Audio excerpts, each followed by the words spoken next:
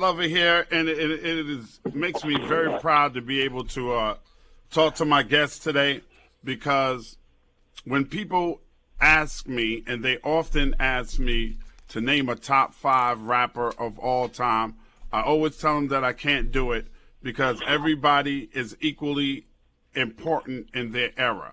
And in my opinion, the first real era of hip hop, the first real, I like to say, section of hip hop coming out. This man is of utmost importance. If you don't know who he is, then you need to do your history. Grandmaster Caz is on the line with me. Good morning, Caz. What's up, Ed? How you doing, bro? I'm doing good, man. How are you? Excellent, excellent. It is an honor and a privilege to talk to you, man. I've known you for quite some time now, but I've really never had an opportunity to sit down and talk to you and I appreciate the opportunity to just build with you this morning. Well, no doubt. So do I, man. It's good to talk to you. How you been, man? Let me ask you. Let me start off asking you this question, man. When did you get into hip hop? What year? 1974. Wow. 74. Yeah. What was it that drew you to the music? The music itself.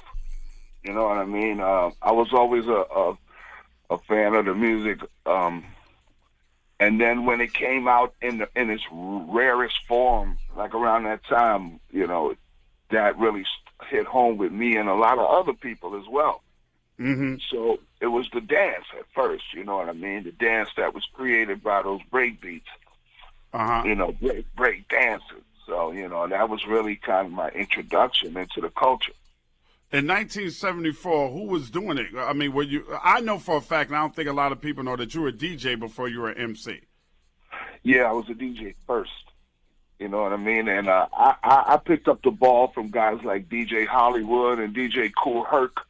I mean, which was basically my biggest influence, Kool Herc. I lived on the west side of the Bronx, you know, right up from that infamous 1520 Sedgwick Avenue. So I caught hip-hop at an early age. And I jumped on the roller coaster, man. I've been riding it ever since. Have you had you attended any of Herc's parties, like in the community center or anything like that? Well, when Herc used to play in 1520, I lived on the next block up the street, which is a failing place. And me, like all the other shorties of the day, were too young to go to a Kool Herc party. Like if it was indoors or in a house party. Like I was 13 when that party happened. And kids are in parties today at 10 and 11. But I mean, back then, I was 13. I was too young to go to parties. How did the development from Grandmaster Caz of a DJ to Grandmaster Caz the MC? How did that happen? I mean, it was pretty much an adaptation. You know, every DJ had a microphone. It was a necessity to have it. But it was first just like a tool, you know, to make announcements, tell people to move their cars, tell people their moms or pops was at the party or whatever. And then just those announcements started to get embellished. And little by little they grew, you know, into little phrases and then little, you know, people started adding things to them and eventually rap or rhyme as we know it today. So I just adapted to, you know, the microphone, you know, as well as the turntables. And then after, you know, hip-hop started getting kind of organized, where we were all playing on one set, then there was no need for me to, you know, keep trying to cart around a sound system. So that's when I made the transition from DJ to MC. When I joined the Cold Crush Brothers, that's really when I put the turntables aside, you know, and just concentrated on the mic. How did that happen? How did you become a part of the Cold Crush Brothers? Were they already developed? Did you guys develop them together? How did that happen? Well, the Cold Crush was already a group. I was a group. You know, my crew was called the Mighty Force. Okay. The Cold Crush was a group that Tony Tone started once he left the Brothers Disco as equipment man. And it was his vision to build a group around DJ Charlie Chase, Puerto Rican DJ playing break beats. Right. So what my crew had disbanded around 78. And it was only JDL and myself left from that old crew. So we performed together as the Notorious Two for about a year. Yeah, for about a year. It was just me and JDL. And then we joined the Cold Crush Brothers. Okay, was there an invitation extended? Did you guys know each other? Like, how did that happen? Yeah, well, Chase was a local DJ in the neighborhood, and he was playing breakbeats. He was like the only Spanish kid out there playing breakbeats. And when they would play outdoors or something, you know what I mean, they'd invite us, or we would just stumble by the party and see Chase DJing and get on.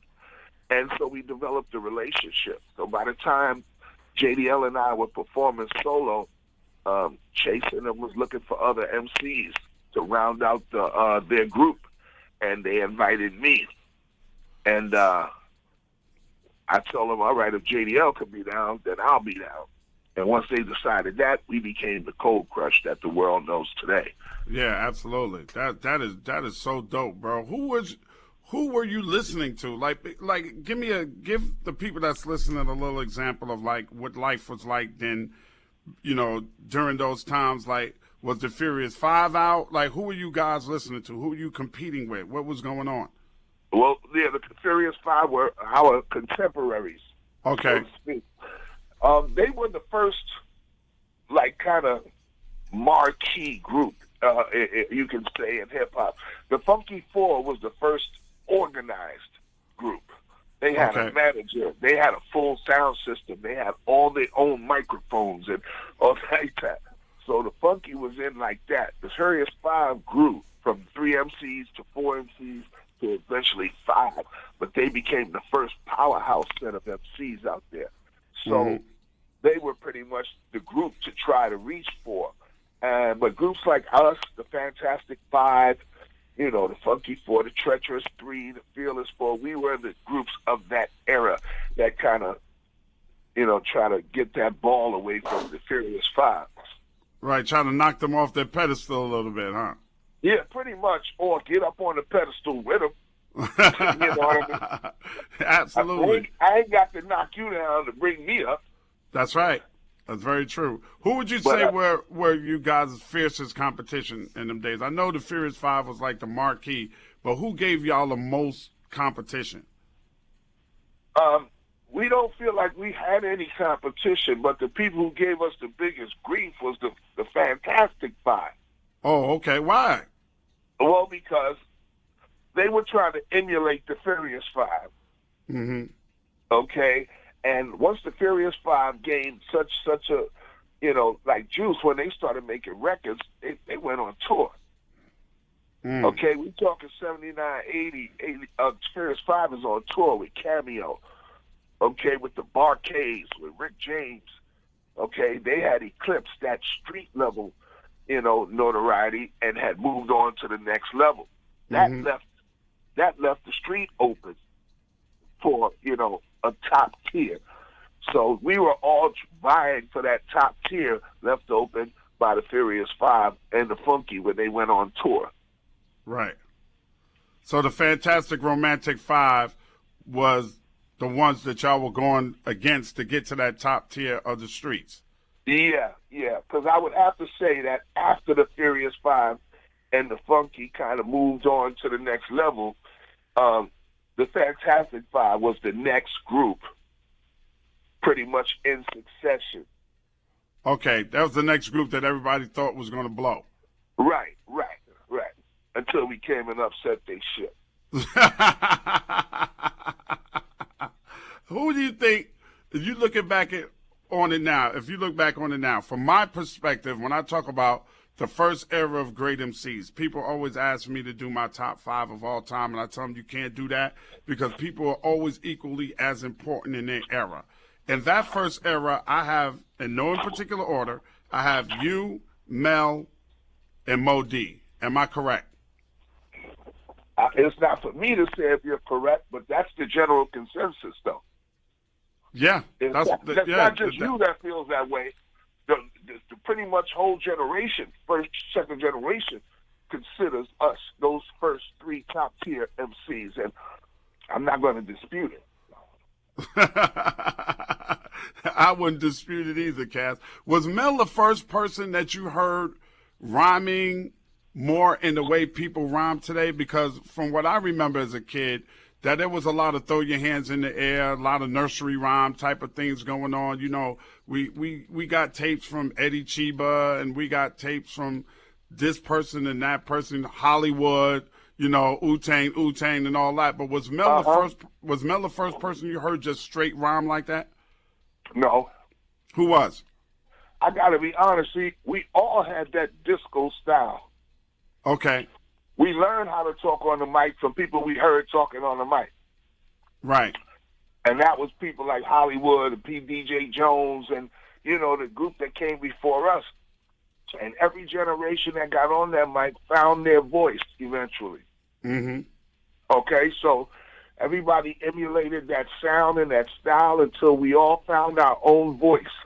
I think Mel was the first MC out of our generation that sounded like a grown-ass man.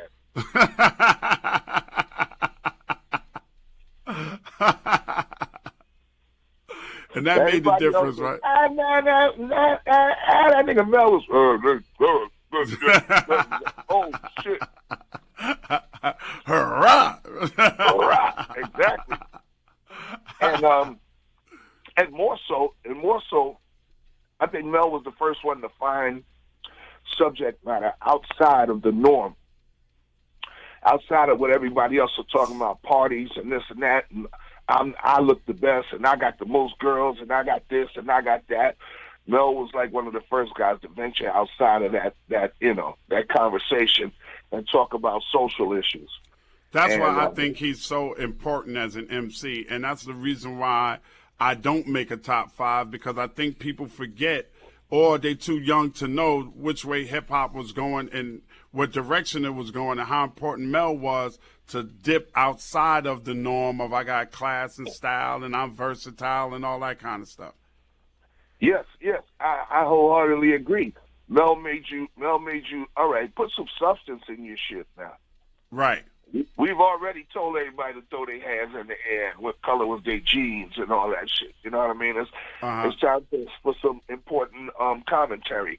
And Mel added that, and he made the whole game of hip-hop step its game up as far as its lyrical content. Yeah. And everybody's rhyming today the way they rhyming because Mel opened the door for everybody to rhyme. Yeah, Mel and others, but Mel, some of the first verses heard, or the first, words or the first rap heard by people wasn't from the best people who did it. Absolutely. So you got a lot of people you are a classic example, my friend. You are a classic example. Everything that came out of Big Bank Hank's mouth on Rapper's Delight was written by you. Exactly. So if you heard Hank rap first and that made you want to rap, then I made you want to rap. You know what I mean? Exactly.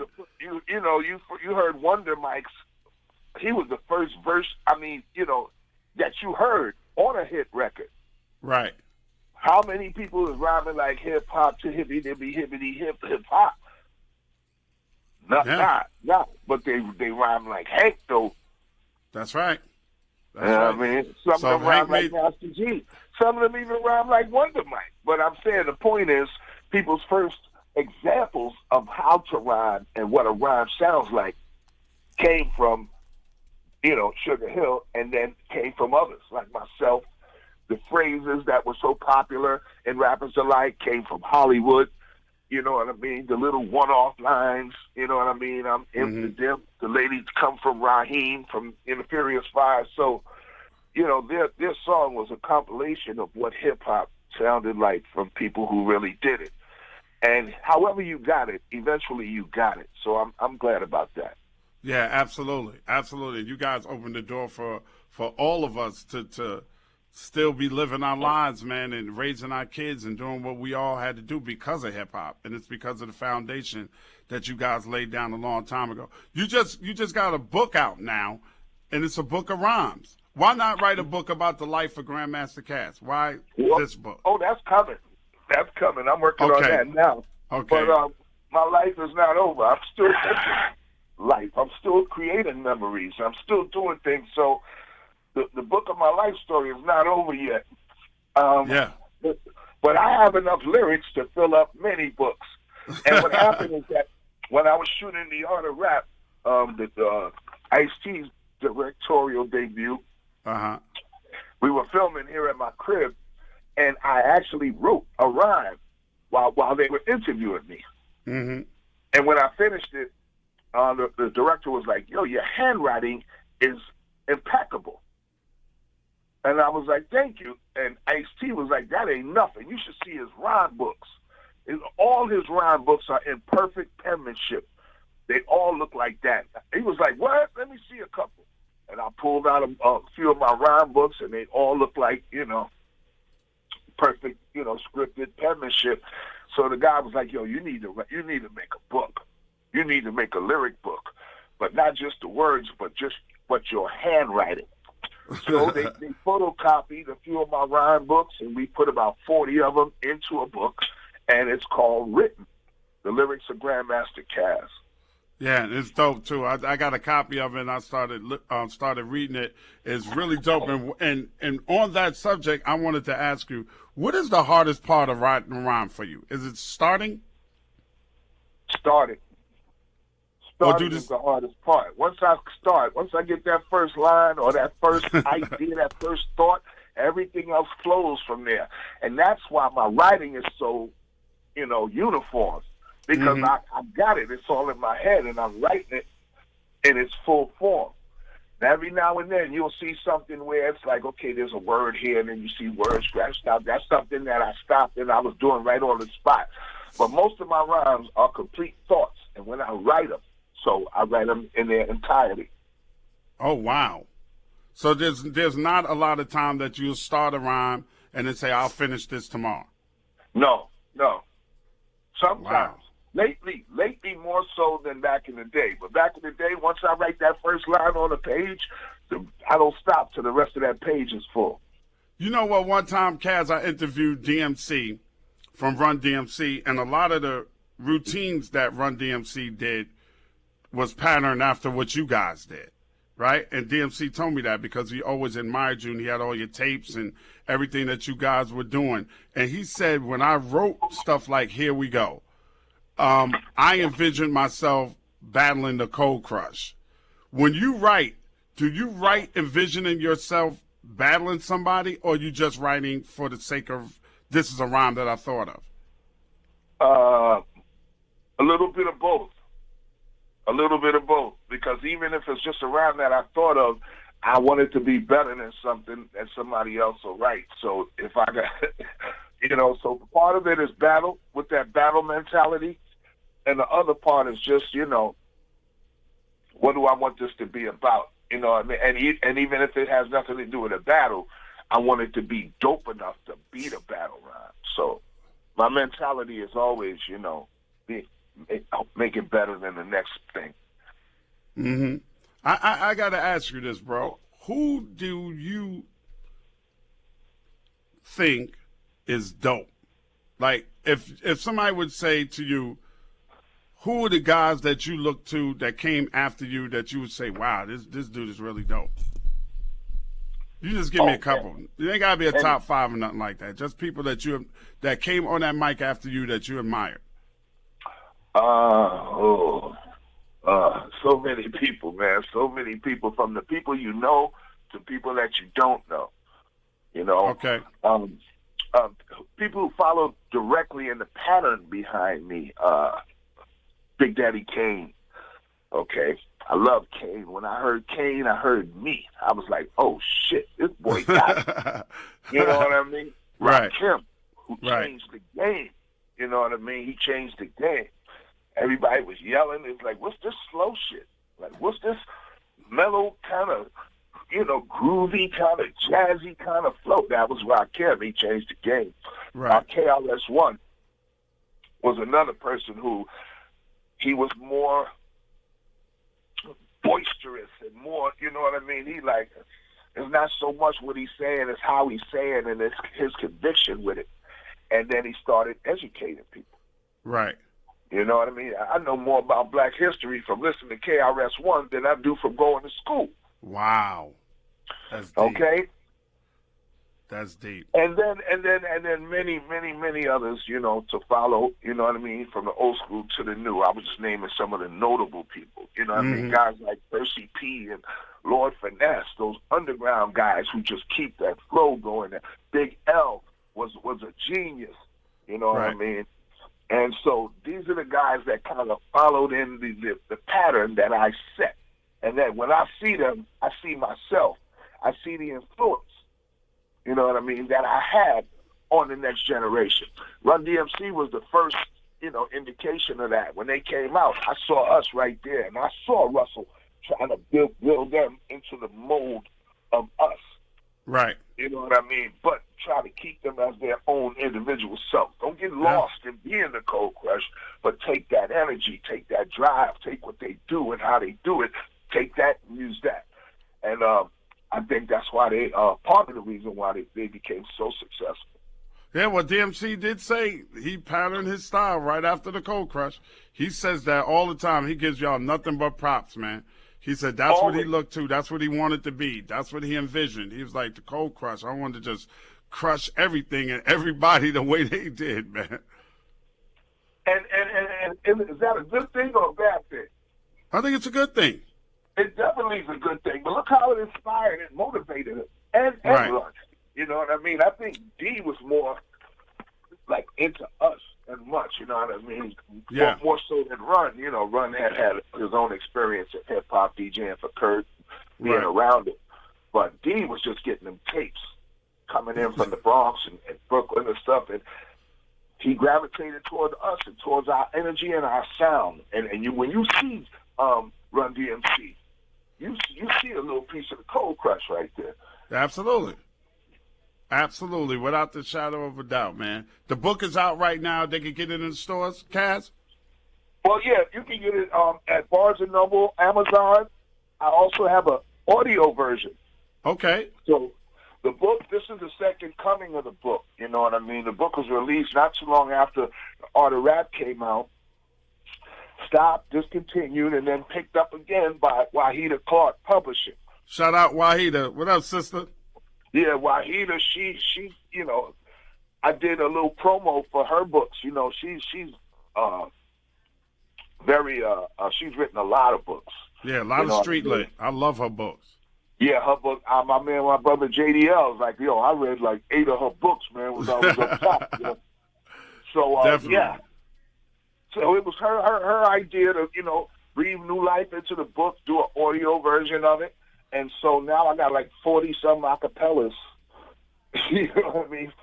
All the rhymes from the book are in audio form. So I got to get the audio form of that, brother. I got to get the audio form of that.